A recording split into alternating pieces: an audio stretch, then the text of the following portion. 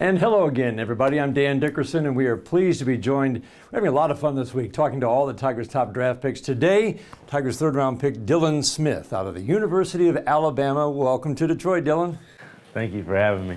So, tell us about your day. I know we're not going to have baseball day. It's a little soggy day, but you've gotten a chance to tour some LCA and the ballpark and get a little feel for what this area is like. How's your day been? Well, my day's been great, despite the game not being played today, but the chance of having me in Detroit, giving me a tour of the city and around the facility has been great for me and my family. You got your name up on the scoreboard, and you got a chance to look at those big gaps out there in center field and right center, right? Oh, yeah. As a pitcher, you love that? I do love that, to be honest, because at the end of the day, a home run out of this ballpark is well-deserved. The Tigers, I know, were excited to get you at number 74 in the third round. What was your reaction? What was draft day like for you? It's always interesting to hear from your vantage point of how things unfolded and then your reaction being drafted by the Tigers. Yeah, actually, I expected to go a little bit earlier, but I was happy with the outcome of landing with the Tigers.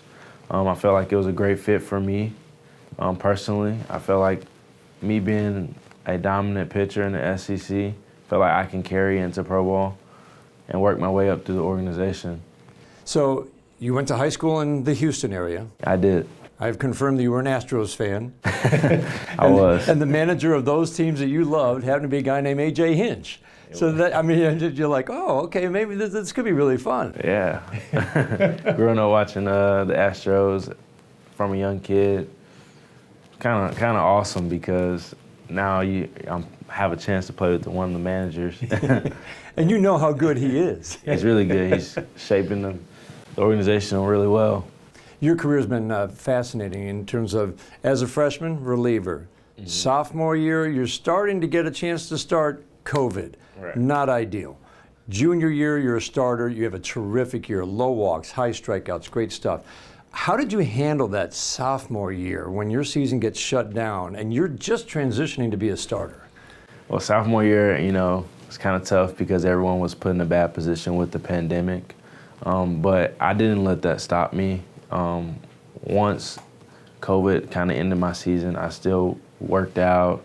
I did routine things. I still had a ball in my hand when I got back home.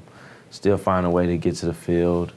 So that I felt like that was the reason I came in this year very strong and dominant for my team. We've been impressed that Akil Baddoo on this team got better when he'd missed all of 19 and 20 because of Tommy John, and he got better in that time. We were all kind of amazed at how he did that. You got better in that time, which is certainly an indication of the work that you put in. Talk about, your strike throwing got a lot better as a junior. It's not easy to say, throw more strikes. It's easy to say throw more strikes. It's not always easy to get somebody to do it. What was the key for you so you could throw more strikes and also quality strikes? Right. I felt like repeating my mechanics was big. Being able to work on those pitches in the off season, leading into to my game. Being able to work on certain things in my bullpen. Being able to pinpoint certain pitches, working on it a little bit more in practice. That's how I was able to go out there and throw a lot of quality strikes. Obviously, you just had the intake process in the minor leagues, so you had a little bit of experience there. Tell us what that's like, because that's been such a big point of emphasis with this organization. Learning how your body moves and all the body mechanics, and Georgia Gimlin's doing all the body movement science. What was that like for you, that intake process? Because fans should know how important this is to the development of the young players. Yes, I feel like the sports science side of baseball kind of helped me learn my body. Learn how my body moves and what generates most of my power to the plate was interesting to me. The breakdown of all my pitches, what pitch works best in what part of the zone. It was interesting, Wow. They've done all that already. Yeah, they've already done all of that. So did you give a little to-do list going into the off season? We kind of talked about it, but pretty much a lot of my coaches really don't want me doing too much right now. Yeah. Just work on it when we get here. All right, growing up, you said you played 5 different sports. You had football and basketball and baseball, track, and soccer, you said, right? Do you feel like that helped you to become a better baseball player, to play all those sports? I honestly feel like each sport has helped me different ways because in soccer you need stamina to run up and down the field. And football, you know, it was a physical game, so it helps with your toughness. You had to kind of just think differently. You had to brace for hits, you know. It's kind of like a tough physical game. And then basketball, had to be smart in transitions. Had to know a lot of different plays in basketball. Baseball, mentally, I felt like that was a better game for me because over time, like, I felt comfortable in the game. I had fun playing. And honestly, I mean, it's led me to where I'm at today. You glad you picked baseball over the other sports? Oh, yeah. I'm glad. What was it that made you pick baseball? When was it like, okay, this is my sport? Well, I mean, I had football offers out of high school to play at some D1 schools. But I felt like baseball, like I said, was my passion and my love for the game.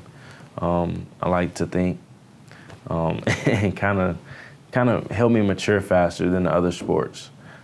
It's a game where you have to kind of work on yourself and not really work as a team. It's a mental game. It's a mental game, yeah. So helps prepare you and grow you up faster than other sports. I think one of the interesting things that these pitchers have seen this year with Chris Fetter and AJ Hinch and Juan Nieves, the pitching coaches, that you're putting when you're on the mound, the attitude is, I'm putting that guy at the plate under pressure. He's not putting pressure on me because he's a dangerous hitter. I'm putting the pressure on him because I'm going to attack. And that whole mindset is pretty interesting, and you like that. Oh, yeah.